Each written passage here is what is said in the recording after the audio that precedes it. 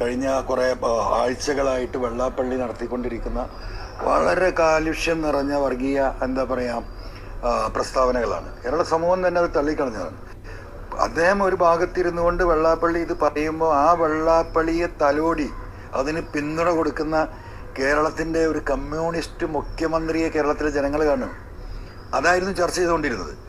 ആ ചർച്ചയെ വഴി തിരിച്ചു വിടാൻ ജലീലിനെ പോലൊരാൾ പാർട്ടി മുഖ്യമന്ത്രി ഇപ്പോൾ എന്തിനാണ് PK ഫിറോസിൻ്റെ പിറകെ കൂടിയത് എന്ന് ജനങ്ങൾക്ക് മനസ്സിലായി തുടങ്ങി. കേരളത്തിൽ ചർച്ച ചെയ്യേണ്ട പല വിഷയങ്ങളെയും കുറിച്ചും ചർച്ച ചെയ്യാതിരിക്കാൻ വേണ്ടിയാണ് KT ജലീൽ ഈ ഒരു തന്ത്രവുമായി രംഗത്ത് വന്നത് എന്ന് നമ്മൾ ഓർക്കേണ്ടതാണ്.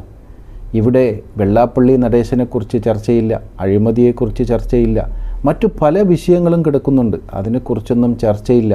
ചർച്ച ഇപ്പോൾ PK ഫിറോസും KT ജലീലും തമ്മിലുള്ള വാർത്താ സമ്മേളനമാണ്.